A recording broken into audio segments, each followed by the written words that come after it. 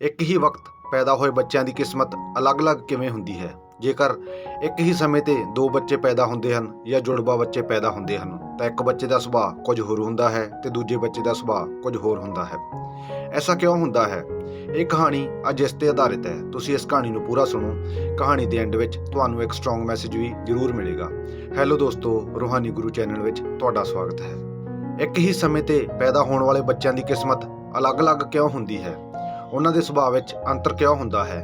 ਇਹ ਸਵਾਲ ਇੱਕ ਵਾਰ ਇੱਕ ਰਾਜੇ ਦੇ ਦਿਮਾਗ ਵਿੱਚ ਆਇਆ ਤਾਂ ਉਸਨੇ ਰਾਜ ਸਭਾ ਬੁਲਾਈ ਤੇ ਰਾਜ ਸਭਾ ਵਿੱਚ ਸਾਰੇ ਵਿਦਵਾਨਾਂ ਤੋਂ ਇਹ ਸਵਾਲ ਕੀਤਾ ਕਿ ਮੈਨੂੰ ਤੁਸੀਂ ਇਹ ਦੱਸੋ ਕਿ ਇੱਕ ਹੀ ਵਕਤ ਪੈਦਾ ਹੋਣ ਵਾਲੇ ਬੱਚਿਆਂ ਦੀ ਕਿਸਮਤ ਅਲੱਗ-ਅਲੱਗ ਕਿਵੇਂ ਹੁੰਦੀ ਹੈ।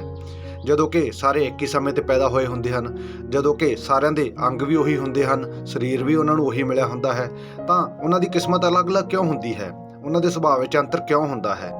ਜਦੋਂ ਮੇਰਾ ਜਨਮ ਹੋਇਆ ਉਸ ਟਾਈਮ ਤੇ ਬਹੁਤ ਸਾਰੇ ਬੱਚਿਆਂ ਦਾ ਜਨਮ ਹੋਇਆ ਹੋਵੇਗਾ, ਪਰ ਮੈਂ ਹੀ ਰਾਜਾ ਕਿਉਂ ਬਣਿਆ? ਐਸਾ ਕਿਉਂ ਹੋਇਆ? ਰਾਜੇ ਦਾ ਸਵਾਲ ਸੁਣ ਕੇ ਸਾਰੇ ਵਿਦਵਾਨ ਸੋਚਾਂ ਵਿੱਚ ਪੈ ਗਏ।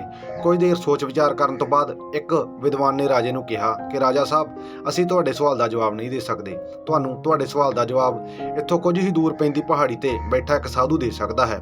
ਉਹ ਸਾਧੂ ਹਮੇਸ਼ਾ ਹੀ ਤਪੱਸਿਆ ਵਿੱਚ ਲੀਨ ਰਹਿੰਦਾ ਹੈ। ਤੁਸੀਂ ਉਹਨਾਂ ਕੋਲ ਜਾਓ, ਉਹੀ ਤੁਹਾਨੂੰ ਤੁਹਾਡੇ ਸਵਾਲ ਦਾ ਜਵਾਬ ਦੇਵੇਗਾ। ਰਾਜੇ ਦੇ ਮਨ ਵਿੱਚ ਉਸ ਸਵਾਲ ਦੇ ਜਵਾਬ ਨੂੰ ਜਾਣਨ ਦੀ ਬਹੁਤ ਤਮੰਨਾ ਸੀ ਤਾਂ ਰਾਜਾ ਬਿਨਾਂ ਸਮਾਂ ਗਵਾਏ ਉਸ ਪਹਾੜੀ ਤੇ ਚਲਾ ਗਿਆ ਤੇ ਉੱਥੇ ਜਾ ਕੇ ਉਹ ਕੀ ਦੇਖਦਾ ਹੈ ਕਿ ਉਹ ਸਾਧੂ ਅੱਗ ਵਿੱਚੋਂ ਕੱਢ ਕੇ ਅੰਗਾਰਾ ਖਾ ਰਿਹਾ ਹੈ। ਤਾਂ ਰਾਜਾ ਬਹੁਤ ਹੈਰਾਨ ਹੁੰਦਾ ਹੈ ਤੇ ਫਿਰ ਰਾਜਾ ਸਾਧੂ ਨੂੰ ਸਵਾਲ ਕਰਦਾ ਹੈ ਕਿ ਮੈਂ ਤੁਹਾਨੂੰ ਇਹ ਪੁੱਛਣਾ ਚਾਹੁੰਦਾ ਹਾਂ ਕਿ ਇੱਕ ਹੀ ਸਮੇਂ ਤੇ ਪੈਦਾ ਹੋਣ ਵਾਲੇ ਬੱਚਿਆਂ ਦੀ ਕਿਸਮਤ ਅਲੱਗ-ਅਲੱਗ ਕਿਵੇਂ ਹੁੰਦੀ ਹੈ? ਉਹਨਾਂ ਦੇ ਸੁਭਾਅ ਵਿੱਚ ਅੰਤਰ ਕਿਉਂ ਹੁੰਦਾ ਹੈ? ਰਾਜੇ ਦੀ ਗੱਲ ਸੁਣ ਕੇ ਸਾਧੂ ਨੇ ਕਿਹਾ ਕਿ ਰਾਜਨ, ਮੇਰੇ ਕੋਲ ਤੇਰੇ ਇਸ ਸਵਾਲ ਦਾ ਜਵਾਬ ਨਹੀਂ ਹੈ। ਤੇਰੇ ਇਸ ਸਵਾਲ ਦਾ ਜਵਾਬ ਇੱਥੇ ਨਜ਼ਦੀਕ ਹੀ ਝਰਨੇ ਦੇ ਕੋਲ ਬੈਠਾ ਇੱਕ ਮਹਾਤਮਾ ਦੇ ਸਕਦਾ ਹੈ। ਹੁਣ ਰਾਜਾ ਉਸ ਮਹਾਤਮਾ ਦੇ ਕੋਲ ਜਾਂਦਾ ਹੈ ਤੇ ਜਾ ਕੇ ਕੀ ਦੇਖਦਾ ਹੈ ਕਿ ਮਹਾਤਮਾ ਆਪਣੇ ਹੀ ਸਰੀਰ ਦਾ ਮਾਸ ਨੋਚ-ਨੋਚ ਕੇ ਖਾ ਰਿਹਾ ਹੈ। ਰਾਜੇ ਨੇ ਜਦੋਂ ਮਹਾਤਮਾ ਨੂੰ ਇਸ ਤਰ੍ਹਾਂ ਕਰਦੇ ਦੇਖਿਆ ਤਾਂ ਉਸਨੂੰ ਬਹੁਤ ਹੈਰਾਨੀ ਹੋਈ ਤੇ ਫਿਰ ਰਾਜੇ ਨੇ ਮਹਾਤਮਾ ਤੋਂ ਆਪਣਾ ਸਵਾਲ ਪੁੱਛਿਆ ਤਾਂ ਮਹਾਤਮਾ ਨੇ ਰਾਜੇ ਨੂੰ ਕਿਹਾ ਕਿ ਰਾਜਨ, ਇੱਥੋਂ ਕੁਝ ਹੀ ਦੂਰੀ ਤੇ ਇੱਕ ਪਿੰਡ ਪੈਂਦਾ ਹੈ। ਉਸ ਪਿੰਡ ਦੇ ਇੱਕ ਪਰਿਵਾਰ ਵਿੱਚ 5-6 ਸਾਲ ਦਾ ਬੱਚਾ ਹੈ ਜਿਸ ਦਾ ਨਾਮ ਸੇਵਕ ਹੈ। ਉਹ ਮਰਨ ਹੀ ਵਾਲਾ ਹੈ। ਉਹੀ ਤੈਨੂੰ ਤੇਰੇ ਇਸ ਸਵਾਲ ਦਾ ਜਵਾਬ ਦੇ ਸਕਦਾ ਹੈ। ਤੇ ਫਿਰ ਰਾਜਾ ਬਿਨਾਂ ਸਮਾਂ ਗਵਾਏ ਪਿੰਡ ਵੱਲ ਨੂੰ ਚੱਲ ਪੈਂਦਾ ਹੈ। ਪਿੰਡ ਜਾ ਕੇ ਉਸ ਸੇਵਕ ਦੇ ਘਰ ਵਿੱਚ ਕੀ ਦੇਖਦਾ ਹੈ ਕਿ ਉਸਦੇ ਘਰ ਦੇ ਫਟੇ ਹਾਲ ਹਨ। ਘਰ ਵੀ ਟੁੱਟਿਆ ਫੁੱਟਿਆ ਹੈ ਤੇ ਸਾਰੇ ਪਰਿਵਾਰ ਦੇ ਫਟੇ ਪੁਰਾਣੇ ਕੱਪੜੇ ਪਾਏ ਹੋਏ ਹਨ ਤੇ ਘਰ ਵਿੱਚ ਭੰਗ ਪੁੱਜਦੀ ਹੈ ਤੇ ਉਹ ਬੱਚਾ ਸੇਵਕ ਮਰਨੇ ਦੀ ਹਾਲਤ ਵਿੱਚ ਮੰਜੇ ਤੇ ਪਿਆ ਹੈ ਤੇ ਉਸਦੇ ਘਰ ਵਾਲੇ ਉਸਦੇ ਚਾਰੇ ਪਾਸੇ ਬੈਠੇ ਵਿਰਲਾਪ ਕਰ ਰਹੇ ਹਨ। ਰਾਜੇ ਨੇ ਸੇਵਕ ਨੂੰ ਪ੍ਰਸ਼ਨ ਕੀਤਾ ਕਿ ਤੂੰ ਮੈਨੂੰ ਇਹ ਦੱਸ ਕਿ ਇੱਕ ਹੀ ਵਕਤ ਤੇ ਪੈਦਾ ਹੋਣ ਵਾਲੇ ਬੱਚਿਆਂ ਦੀ ਕਿਸਮਤ ਅਲੱਗ-ਅਲੱਗ ਕਿਉਂ ਹੁੰਦੀ ਹੈ? ਉਹਨਾਂ ਦਾ ਸੁਭਾਅ ਅਲੱਗ-ਅਲੱਗ ਕਿਉਂ ਹੁੰਦਾ ਹੈ? ਰਾਜੇ ਦਾ ਸਵਾਲ ਸੁਣ ਕੇ ਸੇਵਕ ਅੱਖਾਂ ਭਰ ਆਇਆ ਤੇ ਫਿਰ ਬੋਲਿਆ ਕਿ ਸੁਣੋ ਰਾਜਨ, ਪਿਛਲੇ ਜਨਮ ਵਿੱਚ ਅਸੀਂ ਚਾਰੇ ਭਰਾ ਸੀ। ਤੁਸੀਂ, ਮੈਂ ਤੇ ਜੋ ਸਾਧੂ ਅੰਗਾਰਾ ਖਾ ਰਿਹਾ ਸੀ ਤੇ ਜੋ ਮਹਾਤਮਾ ਆਪਣਾ ਹੀ ਮਾਸ ਨੋਚ ਕੇ ਖਾ ਰਿਹਾ ਸੀ, ਉਹ ਵੀ ਸਾਡੇ ਹੀ ਭਰਾ ਸਨ।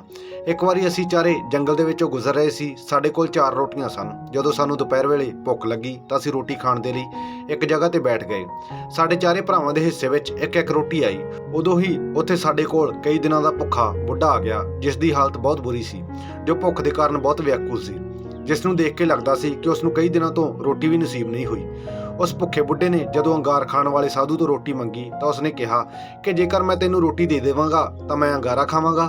ਉਸਨੇ ਉਸ ਭੁੱਖੇ ਬੁੱਢੇ ਨੂੰ ਰੋਟੀ ਨਹੀਂ ਦਿੱਤੀ ਤੇ ਫਿਰ ਉਸ ਬੁੱਢੇ ਨੇ ਉਸ ਮਹਾਤਮਾ ਤੋਂ ਰੋਟੀ ਮੰਗੀ ਜੋ ਆਪਣੇ ਹੀ ਸਰੀਰ ਦਾ ਮਾਸ ਨੋਚ-ਨੋਚ ਕੇ ਖਾ ਰਿਹਾ ਸੀ। ਤਾਂ ਉਸਨੇ ਉਸ ਬੁੱਢੇ ਨੂੰ ਕਿਹਾ ਕਿ ਜੇਕਰ ਮੈਂ ਤੈਨੂੰ ਇਹ ਰੋਟੀ ਦੇ ਦੇਵਾਂਗਾ ਤਾਂ ਕਿ ਮੈਂ ਮਾਸ ਖਾਵਾਂਗਾ।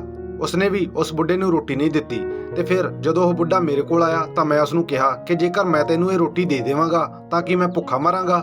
ਮੈਂ ਵੀ ਉਸ ਦੀ ਹਾਲਤ ਤੇ ਤਰਸ ਨਹੀਂ ਖਾਧਾ ਤੇ ਫਿਰ ਉਸ ਭੁੱਖੇ ਬੁੱਢੇ ਨੇ ਜਦੋਂ ਤੁਹਾਡੇ ਤੋਂ ਰੋਟੀ ਮੰਗੀ ਤਾਂ ਤੁਸੀਂ ਉਸ ਨੂੰ ਆਪਦੀ ਅੱਧੀ ਰੋਟੀ ਦੇ ਦਿੱਤੀ, ਜਿਸ ਦੇ ਨਾਲ ਉਸ ਭੁੱਖੇ ਬੁੱਢੇ ਦੀ ਭੁੱਖ ਥੋੜੀ ਸ਼ਾਂਤ ਹੋ ਗਈ, ਉਸ ਦਾ ਹਿਰਦਾ ਤ੍ਰਿਪਤ ਹੋ ਗਿਆ ਤੇ ਫਿਰ ਉਸ ਬੁੱਢੇ ਨੇ ਤੁਹਾਨੂੰ ਦੁਆਵਾਂ ਦਿੱਤੀਆਂ ਤੇ ਸਾਨੂੰ ਸ਼ਰਾਪ ਦੇ ਦਿੱਤਾ, ਜਿਸ ਦੇ ਕਾਰਨ ਤੁਸੀਂ ਰਾਜਾ ਬਣ ਗਏ ਤੇ ਸਾਡੀ ਹਾਲਤ ਇਸ ਤਰ੍ਹਾਂ ਦੀ ਹੋ ਗਈ। ਸਾਡੇ ਕਰਮਾਂ ਦਾ ਫਲ ਸਾਨੂੰ ਇਸ ਤਰ੍ਹਾਂ ਭੋਗਣਾ ਪੈ ਰਿਹਾ ਹੈ, ਜਿਸ ਦੇ ਕਾਰਨ ਉਸ ਸਾਧੂ ਨੂੰ ਅੰਗਾਰਾ ਖਾਣੀਆਂ ਪੈ ਰਹੀਆਂ ਹਨ, ਦੂਜੇ ਨੂੰ ਆਪਣਾ ਹੀ ਮਾਸ ਨੋਚ-ਨੋਚ ਕੇ ਖਾਣਾ ਪੈ ਰਿਹਾ ਹੈ ਤੇ ਮੇਰੀ ਹਾਲਤ ਤੁਹਾਡੇ ਸਾਹਮਣੇ ਹੈ। ਮੇਰੀ ਮੌਤ ਭੁੱਖ ਦੇ ਨਾਲ ਤੜਫ ਕੇ ਹੋਣ ਜਾ ਰਹੀ ਹੈ ਕਿਉਂਕਿ ਮੈਂ ਕਈ ਦਿਨਾਂ ਤੋਂ ਖਾਣਾ ਨਹੀਂ ਖਾਧਾ। ਮੇਰੇ ਉਸ ਬੁਰੇ ਕਰਮ ਕਰਕੇ ਹੀ ਮੇਰਾ ਜਨਮ ਐਸੇ ਗਰੀਬ ਪਰਿਵਾਰ ਵਿੱਚ ਹੋਇਆ ਹੈ ਜਿੱਥੇ ਇੱਕ ਵਕਤ ਦੀ ਰੋਟੀ ਵੀ ਨਸੀਬ ਨਹੀਂ ਹੁੰਦੀ ਤੇ ਰੋਟੀ ਦੇ ਇੱਕ ਟੁਕੜੇ ਦੇ ਲਈ ਤਰਸਣਾ ਪੈਂਦਾ ਹੈ, ਜਿਸ ਦੇ ਕਾਰਨ ਤਰਸ ਕੇ ਤੜਪ ਕੇ ਅੱਜ ਮੇਰੀ ਮੌਤ ਹੋਣ ਜਾ ਰਹੀ ਹੈ। ਇੰਨਾ ਕਹਿ ਕੇ ਸੇਵਕ ਭੁੱਖ ਦੇ ਨਾਲ ਵਿਆਕੁਲ ਹੋ ਗਿਆ ਤੇ ਉਹ ਤੜਪਣ ਲੱਗਾ। ਰਾਜੇ ਨੇ ਕਿਹਾ ਕਿ ਜੋ ਤੂੰ ਕਰਮ ਕੀਤੇ ਉਸ ਦਾ ਫਲ ਤੂੰ ਭੋਗ ਚੁੱਕਿਆ, ਪਰ ਹੁਣ ਮੈਂ ਤੈਨੂੰ ਭੁੱਖ ਦੇ ਨਾਲ ਮਰ ਨਹੀਂ ਦੇਵਾਂਗਾ। ਹੁਣ ਮੈਂ ਆ ਗਿਆ ਹਾਂ, ਮੈਂ ਰਾਜਾ ਹਾਂ। ਰਾਜੇ ਨੇ ਕਿਹਾ ਕਿ ਮੈਂ ਹੁਣੇ ਹੀ ਆਪਣੇ ਰਾਜ ਮਹਿਲ ਵਿੱਚ ਜਾਂਦਾ ਹਾਂ ਤੇ ਤੇਰੇ ਖਾਣ ਦੇ ਲਈ ਬਹੁਤ ਕੁਝ ਲੈ ਕੇ ਆਉਂਦਾ ਹਾਂ।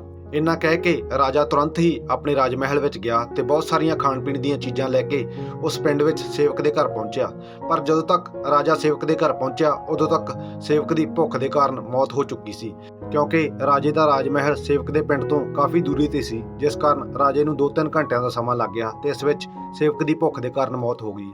ਰਾਜੇ ਨੇ ਸੇਵਕ ਦੇ ਘਰ ਵਾਲਿਆਂ ਨੂੰ ਪੈਸਾ, ਧਨ ਤੇ ਖਾਣਾ ਦੇ ਕੇ ਭੁੱਖਮਰੀ ਤੇ ਗਰੀਬੀ ਤੋਂ ਆਜ਼ਾਦ ਕਰਾ ਦਿੱਤਾ, ਪਰ ਰਾਜਾ ਸੇਵਕ ਨੂੰ ਉਹਦੇ ਕੀਤੇ ਹੋਏ ਕਰਮਾਂ ਦੇ ਕਰਮਫਲ ਤੋਂ ਆਜ਼ਾਦ ਨਹੀਂ ਕਰਵਾ ਸਕਿਆ।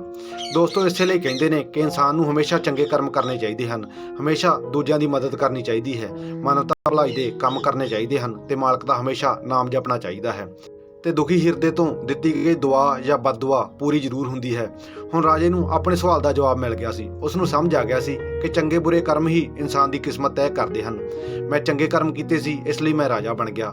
ਇਸ ਲਈ ਇੱਕ ਹੀ ਸਮੇਂ ਤੇ ਪੈਦਾ ਹੋਣ ਵਾਲੇ ਬੱਚਿਆਂ ਦੀ ਕਿਸਮਤ ਅਲੱਗ-ਅਲੱਗ ਹੁੰਦੀ ਹੈ, ਕਿਉਂਕਿ ਉਹਨਾਂ ਦੇ ਕਰਮ ਹੀ ਅਲੱਗ-ਅਲੱਗ ਹੁੰਦੇ ਹਨ। ਸਾਡੇ ਦੁਆਰਾ ਕੀਤੇ ਗਏ ਕਰਮ ਹੀ ਇਹ ਤੈਅ ਕਰਦੇ ਹਨ ਕਿ ਸਾਡੀ ਜ਼ਿੰਦਗੀ ਕੈਸੀ ਹੋਵੇਗੀ। ਚੰਗੇ ਕਰਮ ਕਰਨ ਵਾਲੇ ਇਨਸਾਨ ਦੇ ਨਾਲ ਹਮੇਸ਼ਾ ਚੰਗਾ ਹੀ ਹੁੰਦਾ ਹੈ, ਉਹ ਹਮੇਸ਼ਾ ਸੁਖਮਈ ਜ਼ਿੰਦਗੀ ਗੁਜ਼ਾਰਦੇ ਹਨ ਤੇ ਬੁਰੇ ਕਰਮ ਕਰਨ ਵਾਲੇ ਇਨਸਾਨਾਂ ਦੇ ਨਾਲ ਹਮੇਸ਼ਾ ਬੁਰਾ ਹੀ ਹੁੰਦਾ ਹੈ। ਜੈਸਾ ਕੀਆ ਕਾਮ ਵੈਸਾ ਮਿਲਾ ਇਨਾਮ। ਇਸ ਲਈ ਦੋਸਤੋ, ਹਮੇਸ਼ਾ ਚੰਗੇ ਕਰਮ ਕਰਿਆ ਕਰੋ, ਕਿਉਂਕਿ ਕਰਮ ਹੀ ਪ੍ਰਧਾਨ ਹੈ। ਇਸ ਦੁਨੀਆ ਵਿੱਚ ਨਹੀਂ ਤਾਂ ਇੱਕ ਨਾਮ ਦੇ ਹਜ਼ਾਰਾਂ ਇਨਸਾਨ ਨੇ, ਜਿਨ੍ਹਾਂ ਵਿੱਚੋਂ ਕੁਝ ਗਰੀਬ ਨੇ, ਕੁਝ ਅਮੀਰ ਨੇ, ਕੁਝ ਰਾਜੇ ਨੇ ਤੇ ਕੁਝ ਵਜ਼ੀਰ ਨੇ। ਦੋਸਤੋ, ਚੰਗੇ ਮਾੜੇ ਕਰਮਾਂ ਦੇ ਲਈ ਕੁਝ ਲੈਣਾ ਹਨ। ਅਸੀਂ ਜੋ ਬੀਜਾਂਗੇ ਉਹ ਵੱਢਣਾ ਹੀ ਪੈਣਾ ਹੈ। ਠੱਗੀਆਂ ਧੋਖੇ ਜ਼ਿਆਦਾ ਚਿਰ ਨਹੀਂ ਚੱਲਦੇ ਹੁੰਦੇ, ਧੋਖਾ ਕਰਨਾ ਇੱਕ ਨਾ ਇੱਕ ਦਿਨ ਛੱਡਣਾ ਹੀ ਪੈਣਾ ਹੈ। ਬਾਵਿਆ, ਚੰਗੇ ਕਰਮ ਕਰਿਆ ਕਰ, ਰੱਬ ਦਾ ਨਾਮ ਤੇ ਆਇਆ ਕਰ ਤੇ ਹੋਰਾਂ ਨੂੰ ਵੀ ਨਾਮ ਜਪਾਇਆ ਕਰ, ਕਿਉਂਕਿ ਉਹ ਸੱਚੇ ਪਾਤਸ਼ਾਹ ਦੇ ਨਾਲ ਰਿਸ਼ਤੇ ਐਵੇਂ ਨਹੀਂ ਪੁੱਗਦੇ ਹੁੰਦੇ। ਕਿੱਕਰਾਂ ਦੇ ਬੀਜ ਬੀਜ ਕੇ ਕਦੇ ਅੰਬ ਨਹੀਂ ਉੱਗਦੇ ਹੁੰਦੇ, ਕਿੱਕਰਾਂ ਦੇ ਬੀਜ ਬੀਜ ਕੇ ਕਦੇ ਅੰਬ ਨਹੀਂ ਉੱਗਦੇ ਹੁੰਦੇ। ਸੋ ਦੋਸਤੋ, ਇੱਥੇ ਹੀ ਇਹ ਕਹਾਣੀ ਖਤਮ ਹੁੰਦੀ ਹੈ। ਤੁਹਾਨੂੰ ਵੀਡੀਓ ਕਿਸ ਤਰ੍ਹਾਂ ਦੀ ਲੱਗੀ ਕਮੈਂਟ ਕਰਕੇ ਜ਼ਰੂਰ ਦੱਸਿਓ। ਜੇ ਚੰਗੀ ਲੱਗੀ ਤਾਂ ਅੱਗੇ ਸ਼ੇਅਰ ਵੀ ਜ਼ਰੂਰ ਕਰਿਓ। ਜਲਦੀ ਮਿਲਦੇ ਹਾਂ ਇੱਕ ਨਵੀਂ ਮੋਟੀਵੇਸ਼ਨਲ ਵੀਡੀਓ ਦੇ ਨਾਲ। ਤਦ ਤੱਕ ਲਈ ਧੰਨਵਾਦ।